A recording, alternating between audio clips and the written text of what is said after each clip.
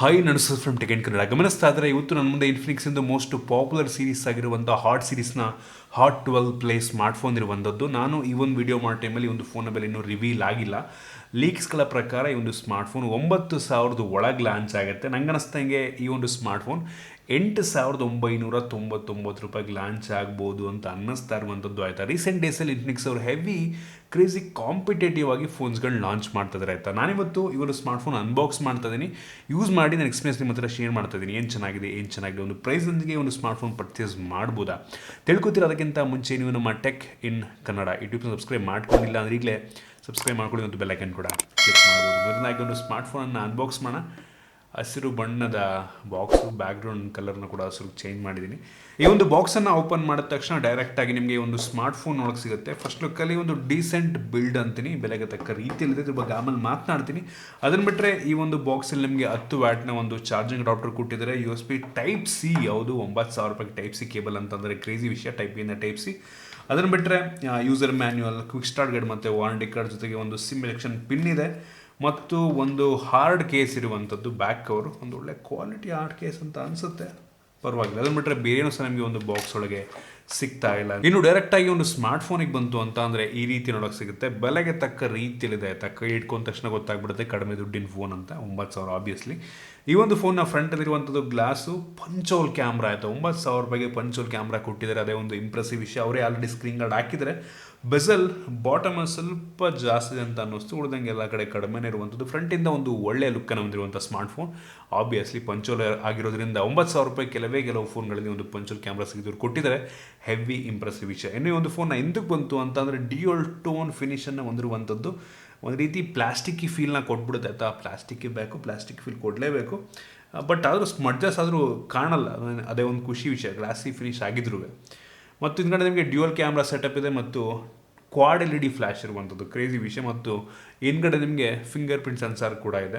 ಹಿಂದ್ಗಡೆಯಿಂದ ಒಂದು normal looking phone ಆಯಿತಾ. So ನಿಮಗೆ ಕಡಿಮೆ ದುಡ್ಡಿದು ಅಂತ ಗೊತ್ತಾಗ್ಬಿಡುತ್ತೆ ನೋಡಿದ ತಕ್ಷಣ. ಮತ್ತು ಈ ಒಂದು ಫೋನ್ ಇರುವಂಥ ಫ್ರೇಮ್ ಪ್ಲಾಸ್ಟಿಕ್ ಫ್ರೇಮ್. ಇದರಲ್ಲಿ ನಿಮಗೆ USB Type-C ಪೋರ್ಟ್ ಇದೆ, 3.5 ಹೆಡ್ಫೋನ್ ಜಾಕ್ಸ್ ಇರುವಂಥದ್ದು ಮತ್ತು ಡೆಡಿಕೇಟೆಡ್ SD ಕಾರ್ಡ್ ಸ್ಲಾಟ್ ಕೂಡ ಇದೆ.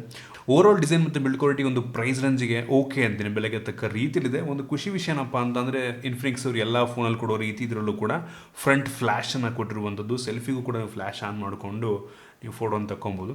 ಇನ್ನು ಡಿಸ್ಪ್ಲೇ ಬಗ್ಗೆ ಮಾತಾಡಬೇಕಂತ ಅಂದರೆ ಒಂದು ಫೋನಲ್ಲಿ 6.82 ಇಂಚಿನ ದೊಡ್ಡ ಡಿಸ್ಪ್ಲೇ ಇರುವಂಥದ್ದು. ಇದು IPS LCD ಡಿಸ್ಪ್ಲೇ. ಇದು 90 ಹರ್ಟ್ಸ್ನ ರಿಫ್ರೆಶ್ ರೇಟನ್ನು ಹೊಂದಿರುವಂಥದ್ದು, ಕ್ರೇಜಿ ವಿಷಯ. 9,000 ರೂಪಾಯಿಗೆ 90 ಹರ್ಟ್ಸ್ ಅಂತ ಅಂದರೆ ಇಂಪ್ರೆಸ್ ಮಾಡ್ತು.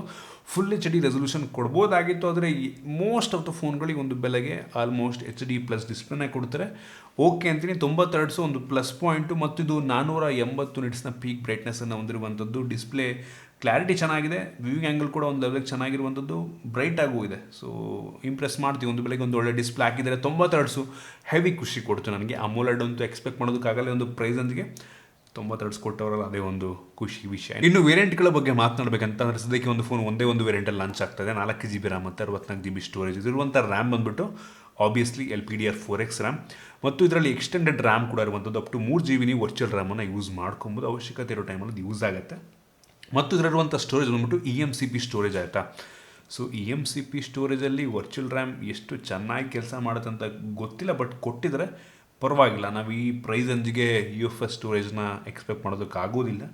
ಓಕೆ ಅಂತೀನಿ. ಇನ್ನು ಈ ಒಂದು ಫೋನ್ನ ಪ್ರೊಸೆಸರ್ ಬಗ್ಗೆ ಮಾತನಾಡಬೇಕಂತ ಅಂದರೆ ಒಂದು ಫೋನಲ್ಲಿ Unisoc T610 ಪ್ರೊಸೆಸರ್ ಇರುವಂಥದ್ದು. ತುಂಬ ಪವರ್ಫುಲ್ ಆಗಿರುವಂಥ ಪ್ರೊಸೆಸರ್ ಈ ಒಂದು ಪ್ರೈಸ್ ರೇಂಜಿಗೆ. ಸೊ ತಲೆಕೆಡಿಸ್ಕೊಂಬಿಡಿ, 9,000 ರೂಪಾಯಿಗೆ ಒಂದು ಒಳ್ಳೆಯ ಪ್ರೊಸೆಸರ್. ನಾನು AnTuTu ಬೆಂಚ್ ಮಾರ್ಕ್ ಚೆಕ್ ಮಾಡಿದಂಗೆ ಸುಮಾರು 2,10,000 ತನಕ ಕೂಡ ರೇಟಿಂಗನ್ನು ಕೊಡಬಲ್ಲಂಥ ಸಾಮರ್ಥ್ಯ ಈ ಒಂದು ಪ್ರೊಸೆಸರ್ ಇದೆ. ಮತ್ತು BGMI ಚೆಕ್ ಮಾಡಿದಂಗೆ ಅಲ್ಟ್ರಾ ಸೆಟ್ಟಿಂಗಲ್ಲಿ ಆಡ್ಕೊಬೋದು. ಎಕ್ಸ್ಟ್ರೀಮ್ ಆಪ್ಷನ್ ಇಲ್ಲ, ಬಟ್ ಅಲ್ಟ್ರಾ ಸೆಟ್ಟಿಂಗಲ್ಲಿ ಒಂದು ಪ್ರೊಸೆಸರ್ ಆಡ್ಕೊಬೋದು. 9,000 ರೂಪಾಯಿಗೆ ಅಲ್ಟ್ರಾ ಅಂದರೂ ಕೂಡ ಕ್ರೇಜಿ ವಿಷಯ. ಪರವಾಗಿಲ್ಲ. BGM ಒಂದು ಲೆವೆಲಿಗೆ ಸ್ಮೂತ್ ಆಗುತ್ತೆ, ಹೆವಿ ಸ್ಮೂತ್ ಅನ್ನಲ್ಲ, ಬಟ್ ಒಂದು ಲೆವೆಲಿಗೆ ಆಡ್ಕೊಬೋದು, ತೊಂದರೆ ಇಲ್ಲ. ಆಲ್ಮೋಸ್ಟ್ ಎಲ್ಲ ಗೇಮ್ನ ಒಂದು ಲೆವೆಲಿಗೆ ಮಿಡ್ ಸೆಟ್ಟಿಂಗಲ್ಲಿ ಆಡ್ಕೊಬೋದು. ಡೇಟ್ ವಾಡಸ್ ಮಾಡೋದಕ್ಕೆ ಏನು ತೊಂದರೆ ಆಗೋದಿಲ್ಲ, ಸ್ಮೂತಾಗಿ ಈ ಒಂದು ಫೋನ್ ಕೆಲಸವನ್ನು ಮಾಡುತ್ತೆ. ಸೊ ಇಂಪ್ರೆಸಿವ್ ಅನ್ನಿಸ್ತು ಈ ಒಂದು ಪ್ರೊಸೆಸರ್. ಇನ್ನು ಈ ಒಂದು ಫೋನ್ನ ಕ್ಯಾಮ್ರಾ ಬಗ್ಗೆ ಮಾತನಾಡಬೇಕಂತ ಅಂದರೆ ಒಂದು ಫೋನಲ್ಲಿ ರೇರಲ್ಲಿ 2 ಕ್ಯಾಮ್ರಾ ಇದೆ. ಅದರಲ್ಲಿ ಮೇನ್ ಸೆನ್ಸಾರ್ 13 MP 1.8 ಅಪರ್ಚರ್ನ ಹೊಂದಿರುವಂಥ ಕ್ಯಾಮ್ರಾ ಇದಾಗಿದೆ. ಇದಕ್ಕೆ ಒಂದು ಫೋಟೋ ಡೇ ಲೈಟಲ್ಲಿ ಹೊರಗಡೆ ಒಂದು ಒಳ್ಳೆ ಫೋಟೋ ತೆಗೆಯುತ್ತೆ, ಆದರೆ ಲೋ ಲೈಟಲ್ಲಿ ಹೆವಿ ಸ್ಟ್ರಗಲ್ ಮಾಡೋದು ಅಂತ ಅನ್ನಿಸ್ತು. ಈ ಒಂದು ಬೆಲೆಗೆ ಪರವಾಗಿಲ್ಲ. ಇದಕ್ಕಿಂತ ಸ್ವಲ್ಪ ಚೆನ್ನಾಗಿರುವಂಥ ಕ್ಯಾಮ್ರಾಗಳು ನೋಡಿದ್ದೀನಿ ನಾನು. ಒಂದು 10,000 ಪ್ರೈಸ್ ಅಂದರೆ ಫೋನಲ್ಲಿ ಕೆಲವೊಂದು ಇದಕ್ಕಿಂತ ಸ್ವಲ್ಪ ಬೆಟರ್ ಫೋಟೋ ನಿಮಗೆ ಸಿಗ್ಬೋದು ನಂಗೆ ಅನ್ನಿಸ್ದಂಗೆ. ಅದನ್ನು ಬಿಟ್ಟರೆ ಇನ್ನೊಂದು 2 ಮೆಗಾಪಿಕ್ಸೆಲ್ ಎಂದು ಡೆಪ್ ಸೆನ್ಸರ್ ಇದೆ, ಮಾಡೋಕ್ಕೆ ಕೆಲಸ ಎಲ್ಲ ಕೊಟ್ಟಿದ್ದಾರೆ, ಬ್ಯಾಕ್ಗ್ರೌಂಡ್ ಬ್ಲರ್ ಮಾಡುತ್ತಷ್ಟೇ. ಈ ಮೇನ್ ಸೆನ್ಸರ್ ಹಿಡಿದ್ನಲ್ಲ ಪರವಾಗಿಲ್ಲ, ಇಂಪ್ರೆಸಿವ್ ಅನ್ನಲ್ಲ. ಇನ್ನು ಫ್ರಂಟ್ ಕ್ಯಾಮ್ರಾ ಬಂತು ಅಂತ ಅಂದರೆ 8 ಮೆಗಾಪಿಕ್ಸೆಲ್ನ ಫ್ರಂಟ್ ಕ್ಯಾಮ್ರಾ ಇದೆ. ಇದು ತೆಗೆಯುವಂಥ ಫೋಟೋ ಪರವಾಗಿಲ್ಲ, ಕ್ರೇಜಿ ಅನ್ನಲ್ಲ, ಸುಮಾರಾಗಿ ತೆಗೆಯುತ್ತೆ. ಹೊರಗಡೆ ಚೆನ್ನಾಗಿ ತೆಗೆಯುತ್ತೆ, ಹೊರಗಡೆ ಸ್ವಲ್ಪ ಸ್ಟ್ರಗಲ್ ಮಾಡ್ಬೋದು, ಓಕೆ ಅಂತೀನಿ. ಇದಕ್ಕೂ ಕೂಡ ನಾನು ಇಂಪ್ರೆಸಿವ್ ಅನ್ನಲ್ಲ. ಈ ಬೆಲೆಗೆ ಸ್ವಲ್ಪ ಚೆನ್ನಾಗಿ ಕೊಟ್ಟಿದ್ರೆ ಇನ್ನೂ ಕ್ರೇಜಿ ಆಗಿರ್ತಾ ಇತ್ತು ನಂಗೆ ಅನ್ನಿಸ್ತಂಗೆ. ಇನ್ನು ವಿಡಿಯೋಗ್ರಫಿಗೆ ಬಂತು ಅಂತಂದರೆ ಫ್ರಂಟು ಮತ್ತು ಬ್ಯಾಕ್ ಎರಡೂ ಕೂಡ ಫುಲ್ HD ವಿಡಿಯೋ ರೆಕಾರ್ಡ್ ಮಾಡುತ್ತೆ.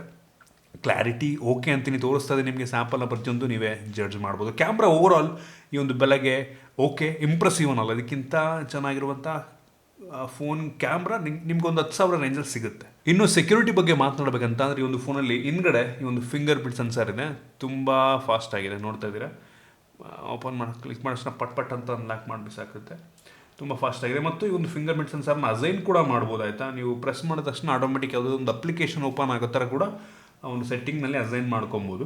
ಮತ್ತು ಫೇಸ್ ಅನ್ಲಾಕ್ ನೋಡ್ತಾ ಇದ್ದೀರಾ, ಪರವಾಗಿಲ್ಲ, ಒಂದು ಅರ್ಧ ಸೆಕೆಂಡ್ ಟೈಮ್ ತೊಗೊಳುತ್ತೆ, ಬಟ್ ಕರೆಕ್ಟಾಗಿ ಅನ್ಲಾಕನ್ನು ಮಾಡ್ತಾ ಇದೆ, ಸೂಪರ್ ವಿಷಯ. ಇನ್ನು ಬ್ಯಾಟ್ರಿ ಬಗ್ಗೆ ಮಾತನಾಡಬೇಕಂತ ಅಂದರೆ ಈ ಒಂದು ಫೋನಲ್ಲಿ 6000 mAh ಕೆಪಾಸಿಟಿ ಬ್ಯಾಟ್ರಿ ಇರುವಂಥದ್ದು ಕ್ರೇಜಿ ವಿಷಯ. ಈ ಒಂದು ಪ್ರೈಸ್ ರೇಂಜ್ಗೆ ಕೆಲವು ಫೋನ್ಗಳಲ್ಲಿ ನಿಮಗೆ 6000 mAh ಕೆಪಾಸಿಟಿ ಬ್ಯಾಟ್ರಿ ಸಿಗುತ್ತೆ.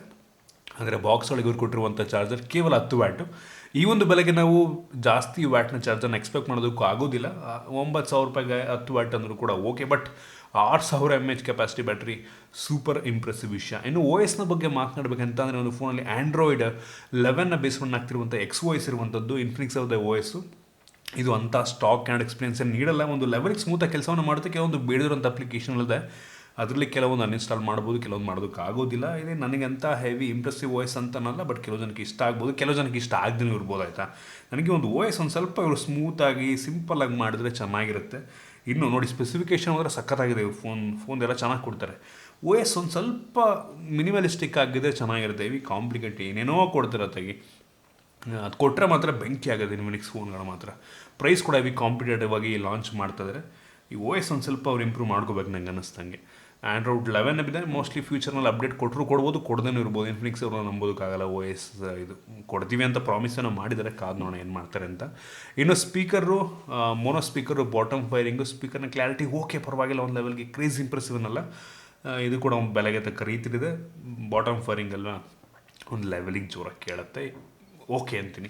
ಇನ್ನು ಈ ಒಂದು ಫೋನಲ್ಲಿ ನಿಮಗೆ ಡ್ಯುಯಲ್ ಬ್ಯಾಂಡ್ ವೈಫೈ ಸಪೋರ್ಟ್ ಇದೆ, ಮತ್ತು ಬ್ಲೂಟೂತ್ 5.0 ಇದೆ, ಮತ್ತು ಯಾವುದೇ ಕ್ಯಾರಿಯರ್ ಅಗ್ರಿಗೇಷನ್ ನಿಮಗೆ ಒಂದು ಫೋನಲ್ಲಿ ಸಿಗ್ತಲ್ಲ, ಮತ್ತು ಬೇಸಿಕ್ ಸೆನ್ಸರ್ಸ್ ಎಲ್ಲ ಆ್ಯಡ್ ಮಾಡಿದ್ದಾರೆ. ನೀವು ಹಾಗಾದರೆ ಕೇಳ್ಬೋದು, ಈ ಒಂದು ಫೋನ್ನ 9,000 ರೂಪಾಯಿ ಪರ್ಚೇಸ್ ಮಾಡ್ಬೋದಾ ಅಂತ. ನಾನು ಅಂತೀನಿ, ಸದ್ಯಕ್ಕೆ ಈ ಒಂದು ಪ್ರೈಸ್ ಅಂದರೆ 9,000 ರೂಪಾಯಿಗೆ ಇರೋದ್ರಲ್ಲಿ ಬೆಸ್ಟ್ ಸ್ಮಾರ್ಟ್ಫೋನ್ ಅಂದರೆ ಇದೇನೇ ಆಯಿತಾ. ಇದಕ್ಕಿಂತ ಪವರ್ಫುಲ್ ಆಗಿರುವಂಥ ಸ್ಮಾರ್ಟ್ಫೋನ್ ನಿಮಗಂತೂ ಈ ಒಂದು ಬೆಲೆಗೆ ಸಿಗೋದಿಲ್ಲ.